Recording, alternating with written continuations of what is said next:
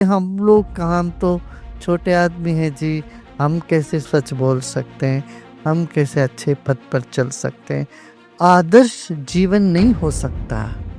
मैं किसी काम का नहीं हूँ, ऐसे सोचोगे तो ऐसे हो जाओगे। पहले मनुष्य जन्म बड़ा भाग्य से मिला, ये समझ, इसको व्यक्त नहीं करना है। जीवन में सब समस्याएं तो आती है, मगर हम प्रसन्नता से और इस भरोसे से आगे बढ़ते हैं। गीता सुनोगे, प्रवचन सुनोगे, सत्संग सुनोगे, बातें, अच्छी बातें सुनोगे, कहीं ना कहीं वो अंतर मन में उसका असर होता है, जरूर होता है। और वो अंतर मन ही तुम्हारे जीवन को चलाता है। ज्ञान रहने से कभी उदासीपन ऊपर आ भी जाए तो अंदर नहीं उतर पाता है। आपको ये संशय हो जाता है, आदर्श जीवन नहीं हो सकता। जो सुनते हैं वो रोजमर्रा जीवन में काम में नहीं आता है, ये सबसे बड़ी बाधा है। पहले ये चीज असंभव है, ये बातें दिमाग से हटाओ। अरे हम लोग काम तो छोटे आदमी हैं जी, हम कैसे सच बोल सकते हैं, हम कैसे अच्छे पद पर चल सकते हैं, हम क्या कर सकते हैं। इस तरह से तुम अपने आप को दोषी या कमजोर बोलते जाओगे, सोचते जाओगे, वैसे होते जाओगे। जैसे बीज बोओगे वैसे होगे, जैसे वृत्ति वैसे सृष्टि।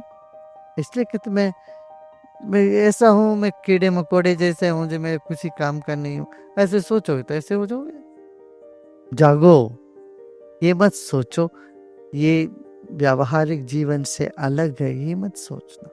अब पेड़ को जल देते हैं, ऊपर नहीं देते, नीचे देते हैं, मगर वो पत्तों तक पहुंच जाती है। ऐसे जीवन को सींचना हो, साधना सींचते हो, परोक्ष रूप से जीवन में इसका असर पड़ने लगता है। हमारे सोच में परिवर्तन होता है। गायत्री मंत्र क्या, यही सोच ही तो है। हम सबको अच्छा सोच दें, विचार दें, हमारी बुद्धि को शुद्ध करें, यही तो प्रार्थना है, यही तो उतार रहे हैं हम लोग। आप प्राणायाम करते हो, साधना करते हो, ज्ञान की बातें सुनते हो, ये सब बेकार समझते हो क्या? बिल्कुल नहीं। ये जड़ को पानी देने जैसा है। पत्ते को सीधा पानी नहीं दे रहे हो, जड़ को दे रहे हो, मगर पत्ते तक पहुंच जाता है।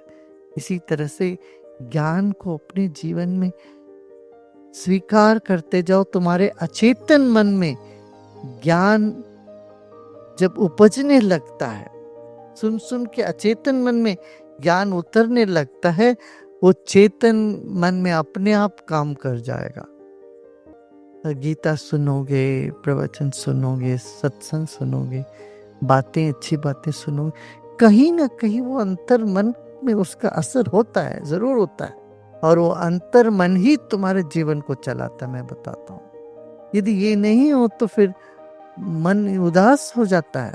ज्ञान रहने से कभी उदासीपन ऊपर आ भी जाए तो अंदर नहीं उतर पाता है, क्योंकि अंदर ये सब ज्ञान की बातें ठूस ठूस के भरा हुआ होगा, तो कभी उदास नहीं हुआ जीवन में।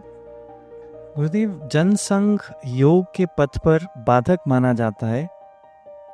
मैं लोगों के साथ रहते हुए योग में प्रगति कैसे कर सकता हूँ?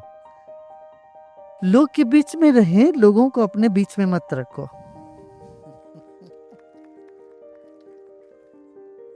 भाई जंगल भी जा सकते हो, भाई वहां पर भी लोगों के बारे में बैठ के सोचते रहोगे तो वो मुश्किल है। तो लोगों के बीच में रहें, पर उनकी बातों को, निंदा स्तुतियों को अपने भीतर नहीं आने देना, वहीं दूर ही दूर वैसे रख देना। एक कठिन है, आसान है कहना, कठिन है। उसी को साधना करते हैं, उस पर रह के उस चीज की अभ्यास करनी चाहिए।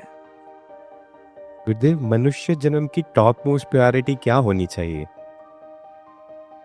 पहले मनुष्य जन्म बड़ा भाग्य से मिला, ये समझ, इसको व्यक्त नहीं करना है, इतना मन में रखना। मनुष्य जन्म मिला, थोड़े समय पे दुनिया में रहेंगे, हम भी खुश रहेंगे, औरों को खुशी बांट के जाएंगे। बस इतना मन में रखे तो काफी। विशालता अपने आप आ जाएगी, छोटी छोटी चीजों से मन हट जाएगी। और कहाँ तक जूझते रहोगे, कुछ ना कुछ संसार माने कुछ ना कुछ समस्या रहेगा ही। किसको नहीं, वह राम जी को समस्या नहीं मिली क्या? कितना समस्या से झेले, समस्याओं को ले झेले थे राम जी। ऐसे जीवन में सब समस्याएं तो आती है, मगर हम प्रसन्नता से और इस भरोसे से आगे बढ़ते हैं, सब थम जाएगा, सब ठीक हो जाएगा, सब मंगल ही होगा। ये भाव रखें।